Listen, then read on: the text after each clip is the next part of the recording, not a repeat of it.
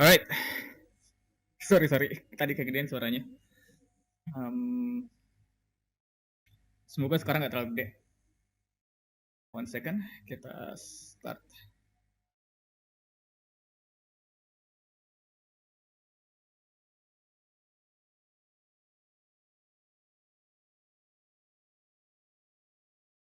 Sebentar, suaranya di sini. Oke,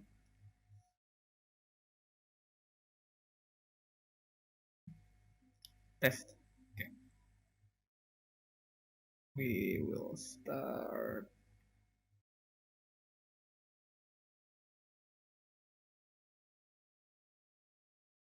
Oke, um, sebelumnya makasih buat Mas Doni tadi. Udah di mention juga tadi dipakai dashboardnya, dipakai API-nya di dashboard yang dibuat. Keren banget, insightful, dan ya itu tadi kalau mau bikin visualisasi data bisa cek tadi streamnya Mas Doni. Sekarang kita bakal bahas scraping ArcGIS for fun and profit. To be honest, bukan for fun and profit, tapi for knowledge and humanity. So yeah, let's start. Mungkin udah familiar ya sama grafik ini. Kayak 2020 ini semakin ke masa sekarang, semakin banyak grafik eksponensial yang kita lihat. Kita lihat di Twitter, kita lihat di dashboard, gue paling sering lihat di tweetnya Mas Ainun Najib ngebahas kurva eksponensial yang sebenarnya pembahasannya udah lama di Twitter, di dunia tech. Cuman entah kenapa baru-baru ini persis aja sama kayak kurva eksponensial jumlah pembahasannya. So, mulai di talk ini kita bakal bahas beberapa hal. Pertama, awalnya dulu, prolognya, siapa, apa, dan kenapa. Terus kita bahas tentang metodologi scraping yang dipakai untuk ngambil data sama tools-tools apa aja. Terus habis itu mungkin kita bisa bahas impact-nya sama pelajaran yang bisa diambil ataupun tips-tips praktikal. Oke, siapa? Gua Odi, gua software developer, mungkin pernah lihat di Twitter, mungkin pernah dengar, ada di GitHub juga. Ini gue suka buat hal-hal konyol. Ini salah satunya yang dibuat waktu 2019, kayak buat bikin profil GitHub jadi keren lah. Terus beberapa waktu lalu Desember kita sempat bikin TRF.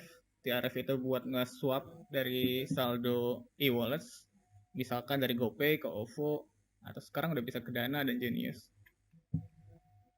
Namun beberapa saat terakhir ini brandnya berubah, tiba-tiba berubah jadi penyedia data, penyedia data COVID-19.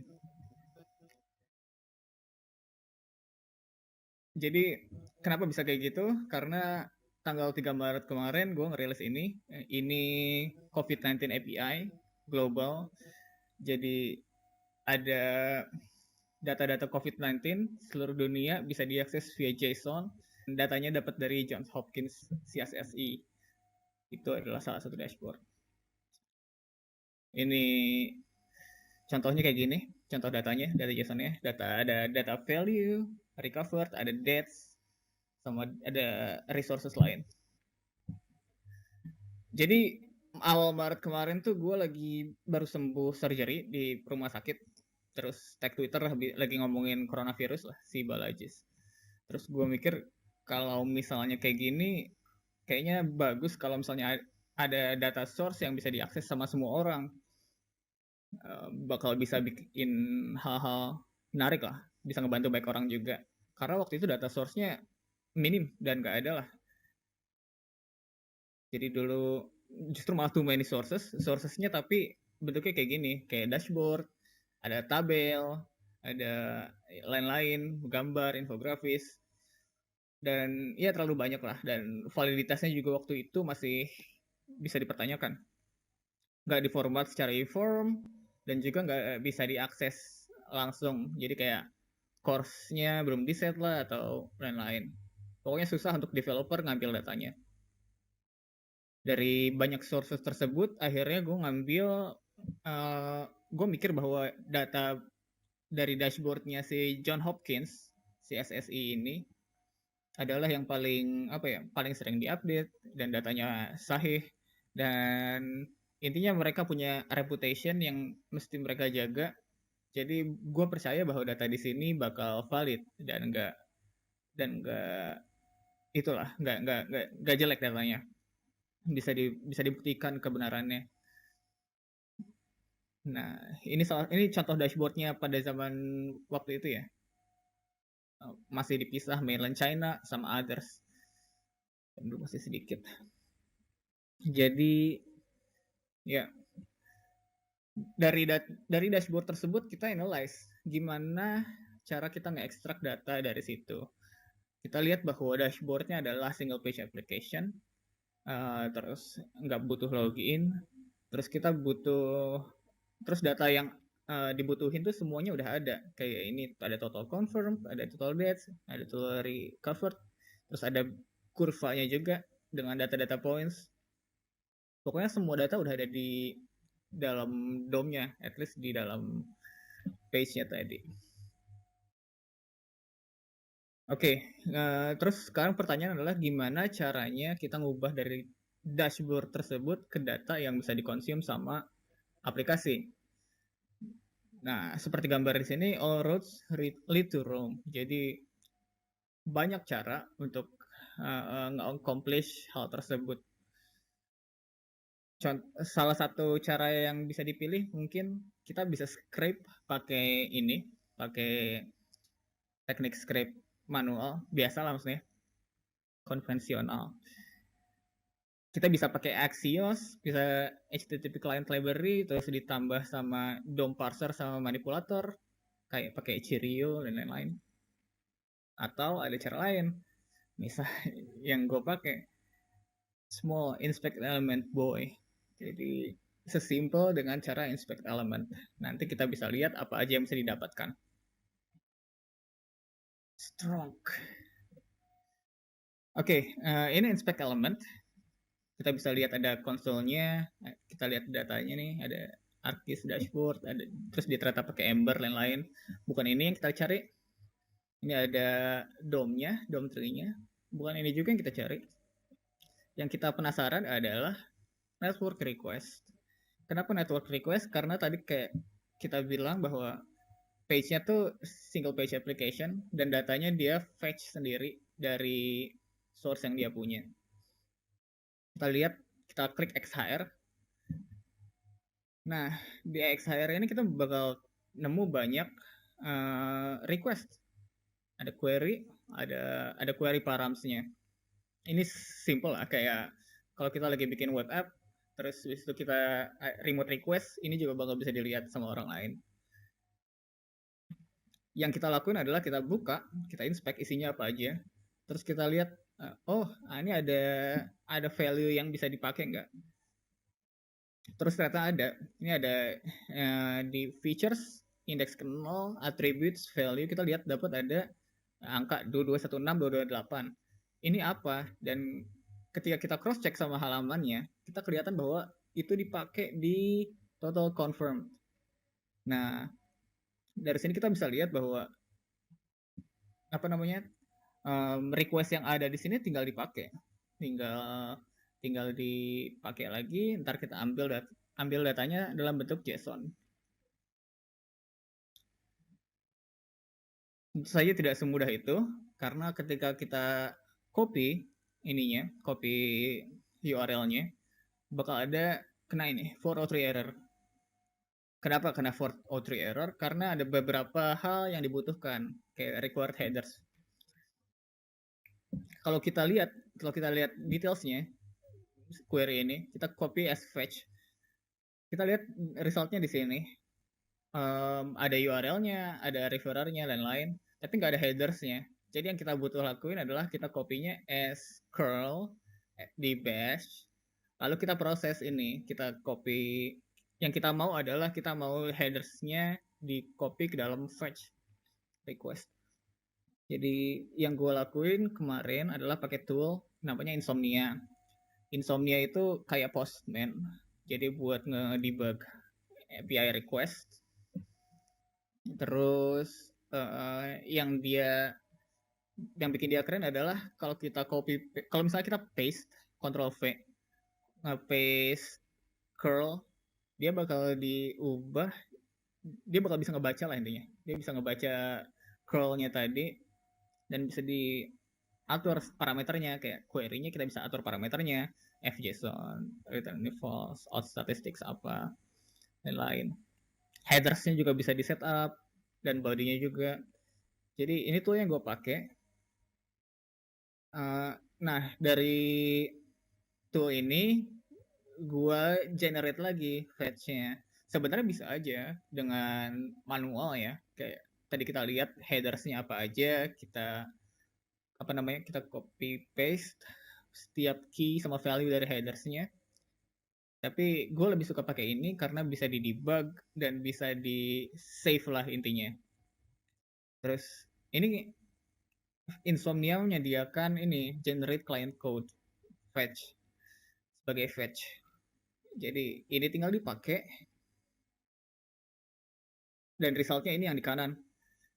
Bisa 200 oke. Kalau sebelumnya kan masih error ya, 403 error. Jadi ternyata dengan headers yang dipakai, headersnya dipakai ini nih, kayak referrernya, user agent sama DNT, dia menghasilkan result berupa JSON ini di featuresnya.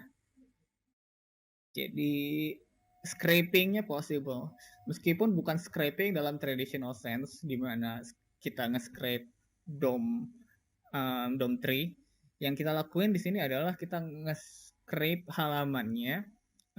Yang kita lakuin adalah kita nge-scrape halamannya terhadap request yang keluar. Jadi kita bukannya ngebaca halamannya punya isi apa aja, tapi kita ngelihat halamannya melakukan request kemana aja. Nanti gue jelasin lagi. Nah, sekarang kita mau implementasi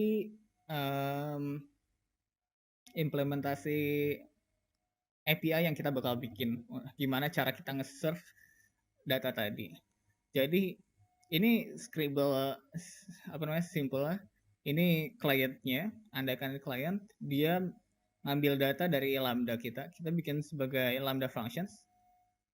Lambda.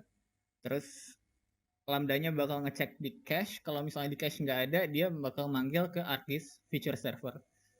Baru balik lagi. Tapi kalau misalnya di cache ada, langsung dibalikin. Gimana cara kita nge-achieve itu? Kita pakai tool dari Zate, namanya Zate Now. Zate Now itu adalah platform as a service, tempat buat nge-publish applications, khususnya kalau misalnya berbentuk lambda. Dia fiturnya ada banyak, termasuk caching sama auto scaling. Nanti dibahas juga. Jadi karena kita serve sebagai lambda, yang kita perlu ekspor hanyalah sebuah function handler namanya. Menerima dua parameter, yaitu rec sama request sama response. Ini buat ngetesnya nih, kita pakai unfetch sama with retry. Ini buat auto retrying fetchnya supaya nggak error terus gagal. Terus ya ini pakai URL yang tadi, ini headersnya dilengkapin, terus kita balikin aja JSON. Lalu hasilnya kayak gini, bisa diakses di covid19.mathsdroid API test. Bekerja lah ya intinya. Sukses. Nah, tapi bentuk datanya masih bentuk data dari ArcGIS, yang mana ya kayak gini, masih belum simple lah, belum bisa dipakai langsung sama developer. Masuk ke topik selanjutnya yaitu data wrangling. Data wrangling itu hal yang wajar ditemui ketika kita scraping, karena data bentuknya nggak akan seperti yang kita harapkan, dan kita harus ubah itu supaya menjadi data yang bisa di actionable lah, supaya bisa actionable dan kita sederhanakan. Kita bisa lihat bahwa requestnya itu sama formatnya.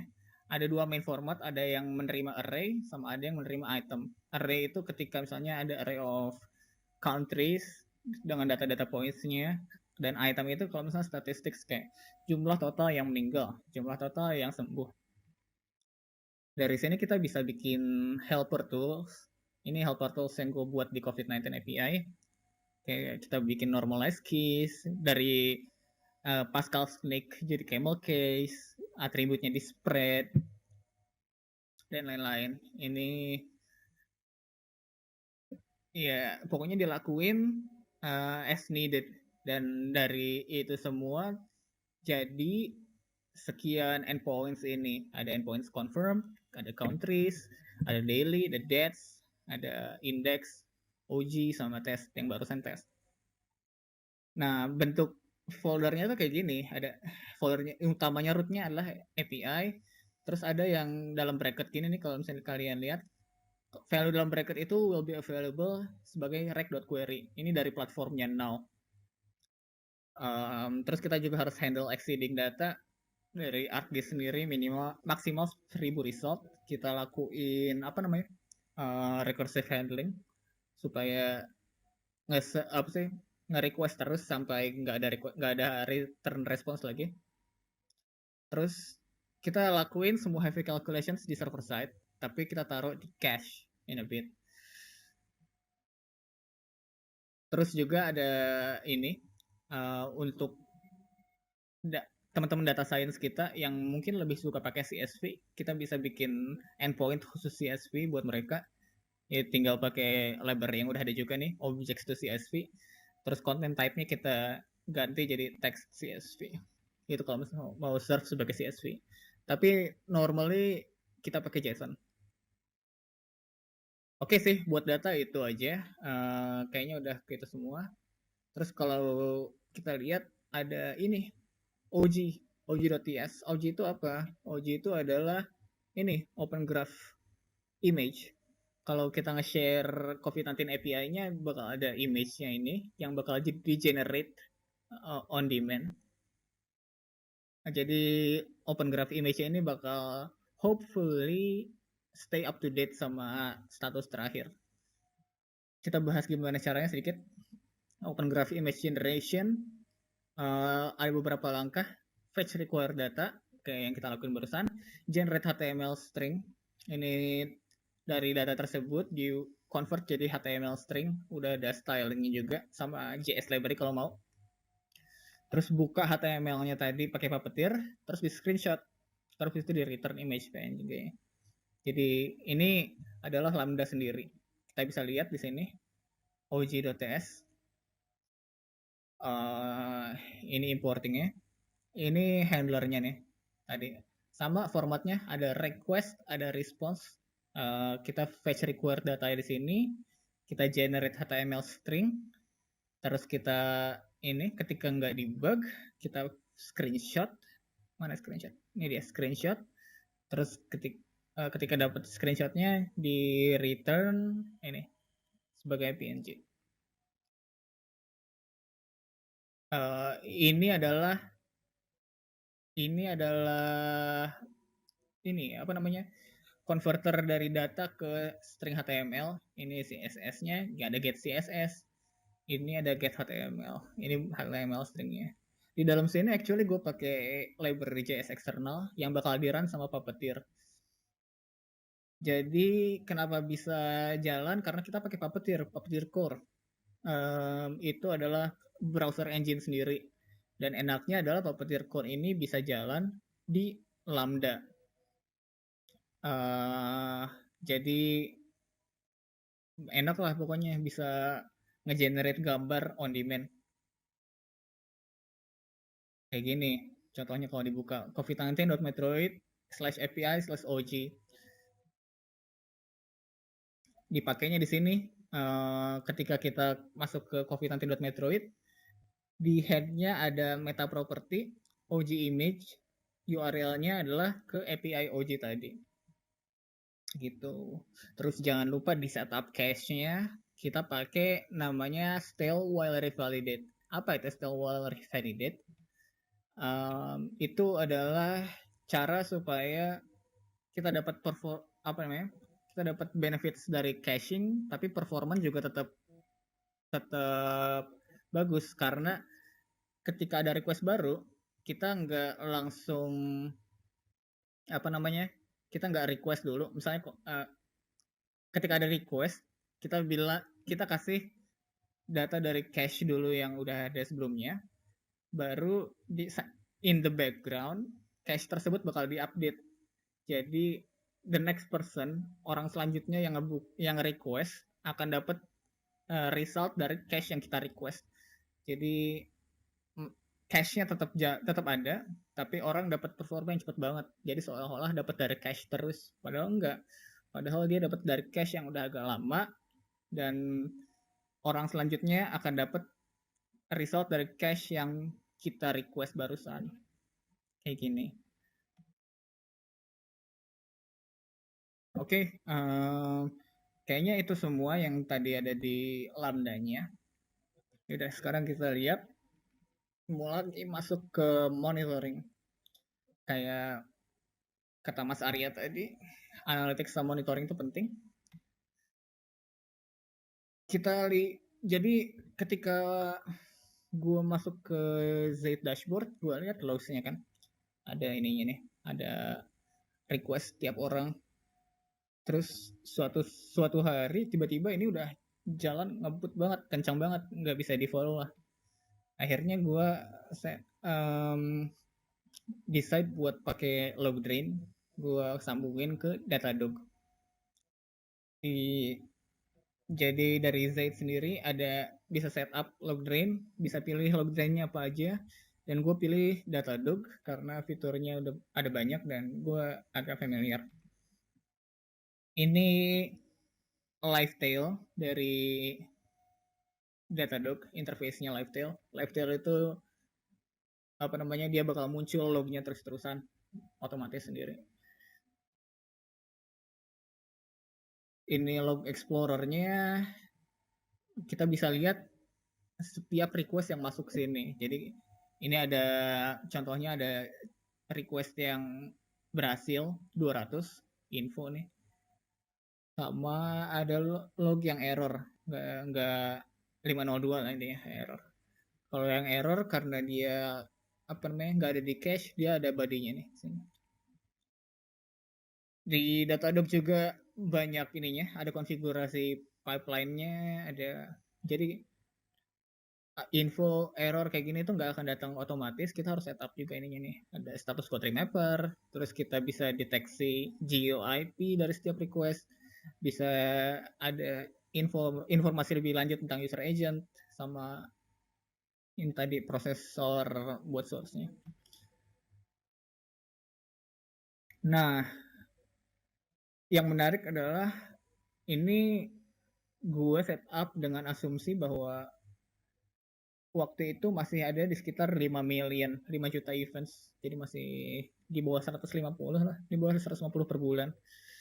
Tapi sekarang udah lumayan banyak. I'm not sure kalau misalnya ini bakal tapi pakai lagi, karena kalau misalnya pakai ini mahal banget. Jadi ya we'll see pakai atau enggak. Kita bisa lihat di sini tiba-tiba ada lonjakan juga nih di April 5 yang tadinya 2 juta request sehari tiba-tiba naik lagi jadi di atas 10. Sekarang sebenarnya sampai udah 19-20an juta request per hari. Oke, sampai di epilog. Pelan-pelan kita bahas. Tadi kita bakal bahas ini. Jadi suatu hari bulan lalu 13 Maret nih ya, 12 Maret tiba-tiba di-mention sama temen Kevin Ananta, dibilang bahwa Westboss pakai API Metroid. Wow. tiba-tiba dibalas Westboss, kaget kan. Terus bener aja, terus Westboss tiba-tiba nge-tweet tentang API yang gue buat. Sorry banget nih buat name dropping, cuman gue bangga banget di notice sama senpai, literally senpai-nya JavaScript ini yang ngajarin, panutan gue lah buat ngajarin. Ada videonya juga, nanti bisa dilihat. Terus shortly after banyak banget yang pakai langsung, orang-orang pakai, orang-orang bikin charts, bikin dashboards, semua orang lagi pada di quarantine, terus semuanya pada bikin tracker, dashboard, dan lain-lain. Tapi bukan itu aja, bukan website doang, ada banyak hal yang lain. Ada yang bikin Siri shortcut, ada yang bikin React Native app, ada yang bikin visualization, ada yang bikin bot di Telegram dan WhatsApp. Banyak banget, really insightful, dan bahkan integrasi-integrasi yang gue nggak kepikiran sebelumnya ada dan jadi aja. Jadi ada yang komentar lucu juga nih, crazy times when COVID-19 stats becomes the new to-do list app. Waktu itu emang banyak banget, kayak setiap hari ada banyak, ada puluhan, ratusan kali yang bikin COVID-19 dashboard, dan dapat banyak email dari orang-orang juga. Yang menarik adalah ketika dipakai sama ini apa namanya, news sites. News sites pakai, ada dari Mumbai Live, ada dari seluruh dunia lah pokoknya, artikel live, koha.net, ada yang bahkan namanya gue nggak bisa pronounce nih, namanya apa, bahasanya juga gue nggak tahu. Ini API ini langsung nembak ke API gue barusan, dan kelihatan dari log di Datadog tadi. Jadi untung ada analytics, sampai ada yang mau dibantuin sama orang dari investment team, padahal gue nggak pengen turn ini jadi company, dipakai sama gugus tugas, dipakai sama politicians. Yang tadinya dari 13 Maret itu cuman sekitar 500.000 events. 500.000 events itu kira ya 230.000 request per day, karena waktu itu belum ada caching. Sekarang karena udah ada caching bisa sampai 20 jutaan request per hari. Gila sih kalau misalnya gue nggak deploy sebagai serverless, karena ya tadi kayak yang Mas Arya bilang, serverless itu as strong as your credit card. Jadi bener-bener dia nge-scale-nya otomatis.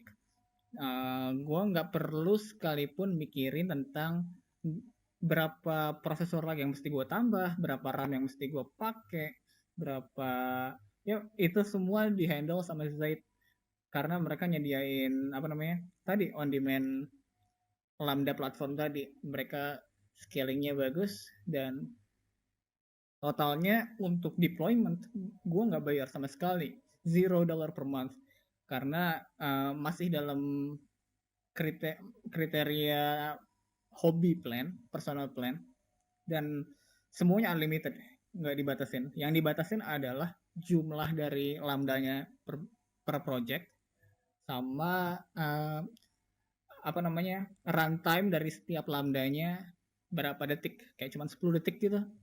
Kalau misalnya kita bayar 20 per bulan, kita bakal dapat jumlahnya lebih banyak lambdanya, dan runtime-nya bisa sampai 30 detik atau 1 menit. Ini hasil dari apa namanya, hasil analytics-nya dari log. Ada top 10 lambda regions yang pakai, karena kita tadi pakai Datadog Analytics, kita bisa bagi request-nya per lambda regions. Gak kelihatan di sini, cuman datanya adalah paling gede itu dari India, kedua dari Switzerland, terus ada dari Singapura, Los Angeles, Finland, Washington DC, England, Brazil, San Francisco, sama Ireland. Sama masih ada beberapa lambda region yang lain, tapi nggak masuk top 10. Dan kebayang aja kalau misalnya gue harus setup ini pakai apa namanya, VPS sendiri misalkan, performance di setiap region ini bakal lambat. Gimana ya? Kalau misalnya kita punya VPS di Singapura dan orang ngakses dari Los Angeles, mereka dapat performanya yang lambat, jauh lebih lambat dibanding pakai fitur auto scaling CZ ini. Dan hal yang menarik lagi adalah Meskipun angkanya kelihatan besar nih ya, 20 juta nih sehari. Tapi ketika kita remove semua yang dari localhost, HTTP sama HTTPS, hanya ada sekitar 5 juta request per hari.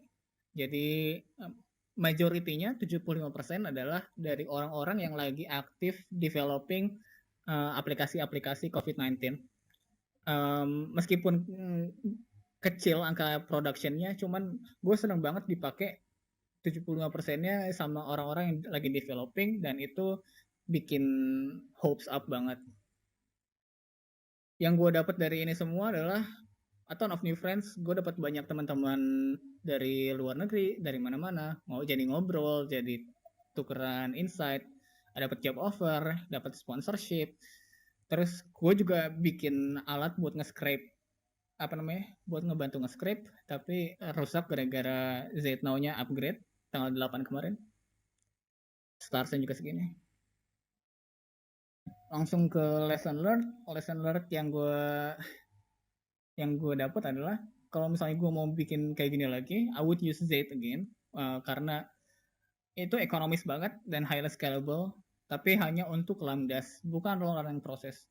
Jadi kalau lo running proses kayak streaming video atau lain, gue bakal cari provider lain. Gue bakal set up persistence layer dari day 1, karena banyak orang yang minta tentang persistence layer, karena minta data yang bisa difilter dan lain. Terus analytics useful tapi bisa mahal tiba-tiba, bahkan lebih mahal daripada deployment cost-nya. Terus integration test essential banget, karena ketika nge-scrape, powernya bukan di kita tapi di pemilik website. Beberapa kali API-nya breakdown karena si JHU CSSE ngeganti format data dan kita harus tulis ulang. Dan yang terakhir, yang paling penting adalah just build it. Kalau saran gue sih, bikin aja dulu. Apapun itu nggak usah khawatir pricing, nggak usah khawatir apa, karena gue luckily bisa ngerasain scale kayak gini, dan masalah-masalah tentang scaling itu sama sekali hampir nggak kerasa, apalagi kalau kita pakai platform as a service. Jadi langsung buat dulu aja, nggak usah pusingin arsitektur, pilih aja tools yang paling familiar, paling enak, dan nanti juga bakal kerasa kok kalau misalnya harus upgrade, kalau misalnya harus tambah biaya, it will be smooth, nggak akan sesulit yang dibayangkan. Oke, udah mau akhir. Terima kasih dulu ke tim yang ngebantuin gue selama ini. Mungkin ada yang nggak ke mention, sorry. Yahya, Yoga, sama Dito ngebantuin banget buat debugging sama nge-trace issue di GitHub. Dan juga terima kasih ke kalian semua, ke kita semua yang udah bikin dan pakai API-nya, karena itu bikin gue jadi semangat banget. Makasih banget semuanya. Thank you.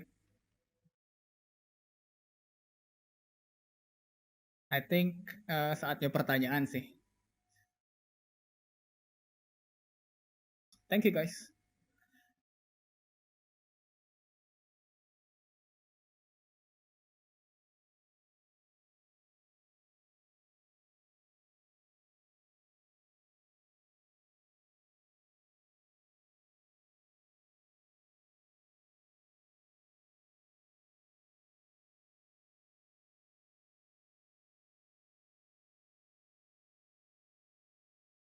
Pertanyaan ya.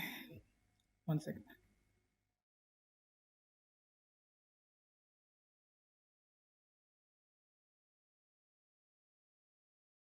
Oke, Alvin Miftah. Scraping query request dari CSS-nya gimana caranya? Manual, masing-masing query di-inspect, atau dengan cara lain? Jadi buat ini, actually gue bikin toolnya supaya nge-automate itu. Namanya Snifa. Coba ntar gue bisa share linknya nih. One second.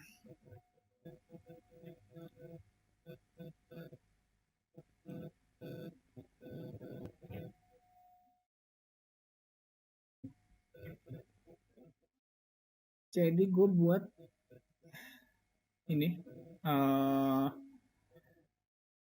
tool namanya Snifa. Dia nge-scrape request yang keluar dari suatu website. Contohnya kita pakai covid19.go.id. Nah, ini error kenapa? Karena dia butuh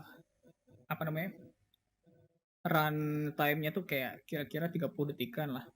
Dan di Zaitnal sekarang maksimal 10 detik. Jadi sekarang lagi rusak. Padahal tadinya ini gue pakai banget.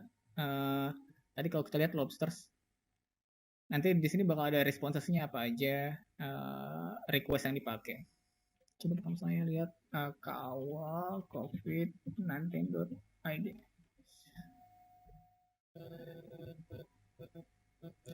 Jadi buat kawal covid-19 bisa nih. Kenapa? Karena dia lebih ringan websitenya. Kita bisa lihat JSON response-nya apa, URL-nya apa, query-nya apa. Jadi ini hal yang gue pakai personally buat nge-scrape request dari ArcGIS. Tapi kalian juga bisa pakai inspect element aja gampang, atau mungkin nanti ketika ini gue bisa publish, gue bakal publish. Pertanyaan lain? Mas Riza. Oke. Apakah API-nya menggunakan rate limiting? Mungkin bisa dijelaskan kalau pakai rate limiting. Jadi API ini nggak pakai rate limiting. Kenapa nggak pakai rate limiting? Karena technically karena di Z nggak dibatasin, nggak dibatasin di nggak dibatasin di request sama data yang ditransfer. Tapi yang kita pakai di sini adalah caching, heavy caching, pakai SWR juga, still well validated. Jadi meskipun nggak di rate limit, tapi responsnya bakal ngambil dari cache ketika bisa. Jadi bakal performant banget dan nggak akan ngebuat berat servernya lah. Mas ivanchris.com. Dengan 5 million per day request, biaya di Zaid-nya sekarang berapa? Apakah ada limit request dari Zaid? Oke, untuk sekarang kondisinya ada di 20 juta per day requestnya. Dan biaya di Zaid saat ini thankfully masih 0 per bulan. Karena kita masih pakai plan personal. Sempat mau diubah ke plan team dan diganti jadi kayak $20 per bulan per user. Tapi karena bakal konflik secara DNS dan lain-lain, udah ngobrol sama support dari Z-nya, akhirnya dibantuin dari Z dengan ditambahin kapasitas lambdanya. Jadi meskipun bayarnya 0, tapi tetap dapat beberapa fitur dari plan yang berbayar. Oke, cek dari Twitter dulu ya. Baik banget. 1 second ya guys.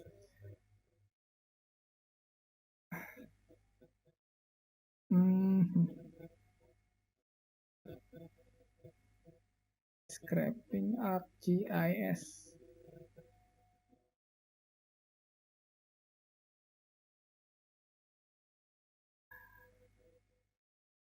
Ini ada dari Mas Pria, gimana caranya pakai giroskop? Wah, mandota. I guess udah sih dari Twitter, nggak ada pertanyaan lagi. Masih ditungguin pertanyaannya kalau mau. Berapa menit lagi ya?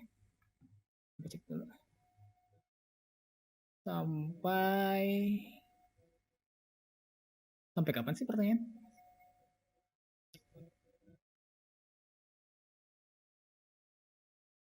Sambil nungguin pertanyaan mungkin apa ya? Kita bahas sedikit tentang yang Indonesia kali ya. Oke. Jadi kalau misalnya dilihat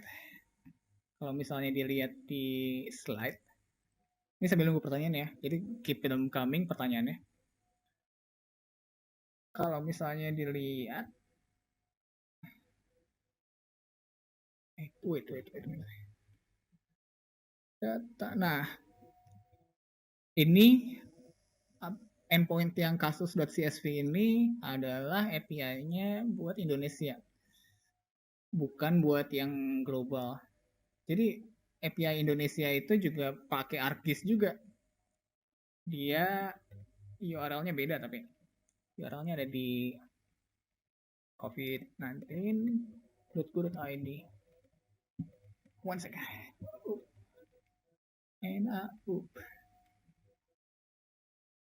covid19.go.id. Ini juga pakai ArcGIS dan saat ini pengembangannya lagi di lead sama Yoga tadi yang ada di Credits, lagi dalam proses ngegabungin data dari seluruh provinsi ke API. Jadi data yang ada di sini, di sebaran ini, bisa diakses dari server ArcGIS-nya pemerintah juga. Yang buat ini juga ada di Kawal COVID-19, ada di Mbak Salma sama teman-teman, siapa aja sih lupa deh. Dan ya, datanya juga bisa diambil pakai cara yang sama. Kita inspect element, paling simpelnya kita inspect element, terus ambil query menuju si server ArcGIS-nya tadi. Oke, kayaknya ada pertanyaan baru nih. Pertanyaan lagi dari Benny Pangestu. Kenapa pakai Z dibanding pakai AWS Lambda? Kenapa pakai Z? Karena ngasih developer experience yang ngebut banget. Ya, jadi gue nggak butuh ngelakuin banyak hal. Gue cuma butuh ini doang nih. Ngasih request sama response-nya aja. Export default satu function ini. Terus ngejalanin komennya juga simple. Cuman now sekali ada di sini. Dan langsung jadi. Jadi no configuration, no nothing. Semuanya bisa dikontrol dari CLI kalau suka. Kalau misalnya lebih suka pakai dashboard juga, dashboard mereka bagus.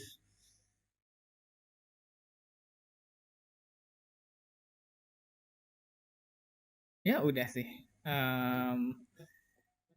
Kalau gitu masih ada pertanyaan lain nggak? Masih ada 15 menit lagi? 10 menit lagi. 10 menit lagi.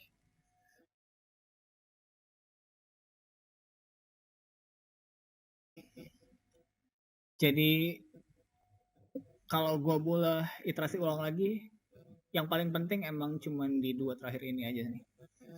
Ketika scraping, integration testing itu penting banget karena pemilik website atau data source-nya bakal bisa ngubah itu sesuka hati mereka.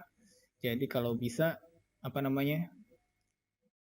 sediain integration test dari awal, dan kalau mau nih optional bikin persistence layer.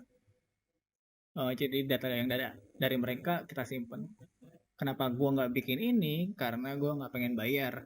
Gue pengen pakai gratis dari Z. Dan kalau misalnya setup database harus bayar. Gitu. Dan ya udah, yang paling penting just build it, bener-bener bikin aja dulu. Masalah scaling, masalah nanti nggak akan semua aplikasi jadi bisa web scale, nggak akan nggak semua aplikasi butuh itu juga.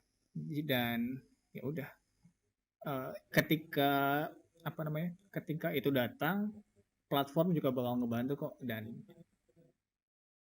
migrasi ke teknologi yang web scale juga nggak susah. Jadi kalau lagi sibuk mikirin arsitektur projectnya pakai apa aja dan lain-lain dan stuck di situ terus, mungkin perlu di refresh lagi dan buat aja dulu utamanya itu. Alright, I guess that's it from me. Coba cek lagi dulu pertanyaan terakhir.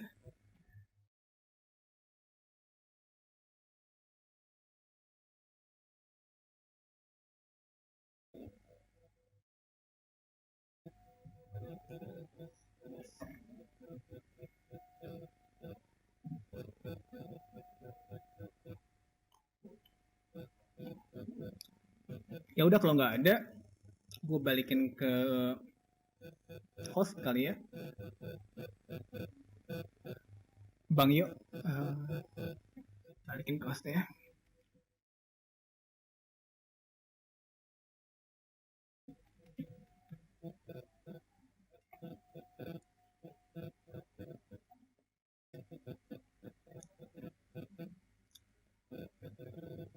Oke, kalau gitu kita masuk ke istirahat habis ini.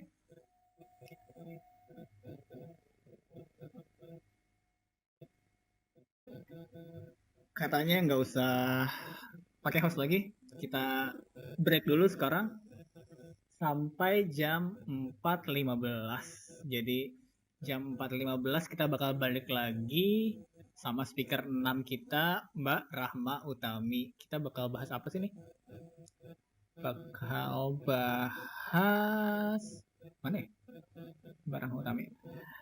Aksesibilitas website, performa, manfaat, dan kontribusi untuk semua lapisan masyarakat. Jadi ingat jam 4.15 balik lagi kita ngobrolin accessibility bareng Mbak Rahma Utami.